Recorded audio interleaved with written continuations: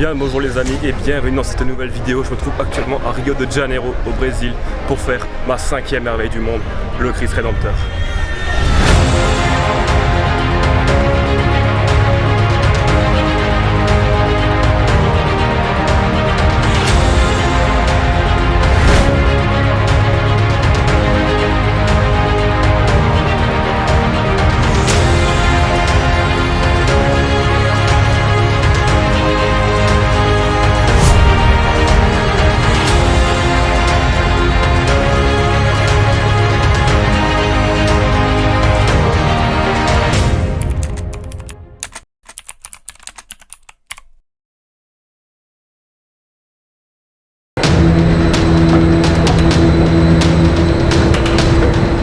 Et voici le train qui nous emmènera au sommet du Corcovado.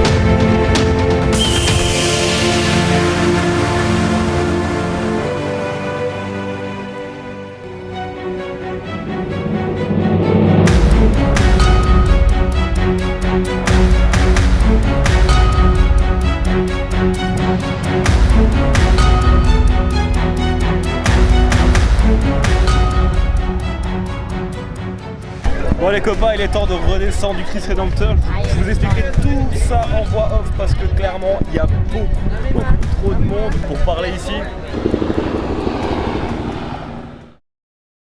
Et voilà les amis, on se retrouve pour cette 5e merveille du monde à Rio de Janeiro. Alors parlons un peu de l'histoire de cette statue.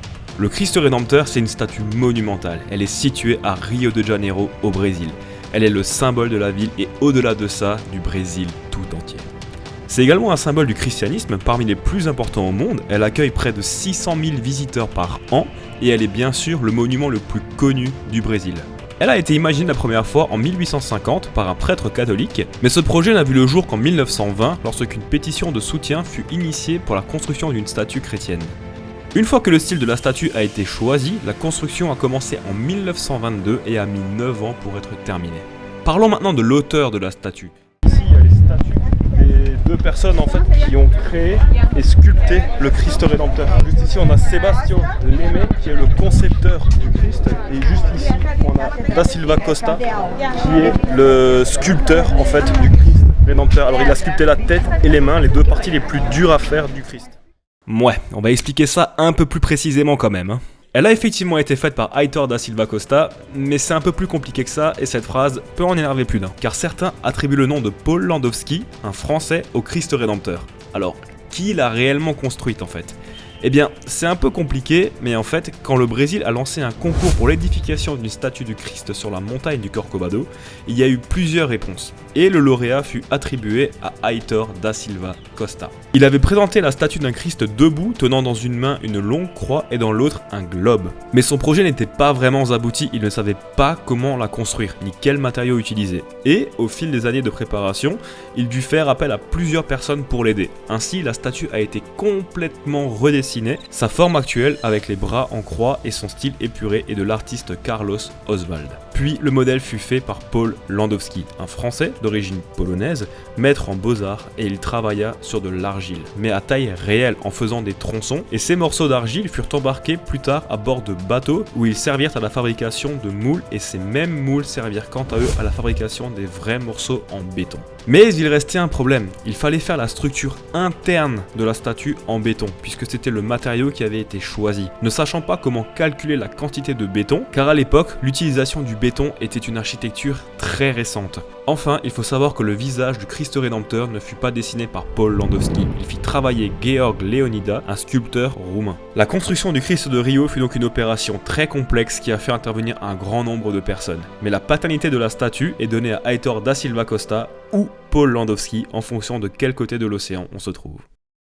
Pour vous expliquer encore assez rapidement, le socle qui est devant vous sur lequel est posé le Christ fait 8 mètres de hauteur. Le Christ en fait 30 avec une envergure de 28 mètres. La hauteur totale, c'est 38 mètres de haut.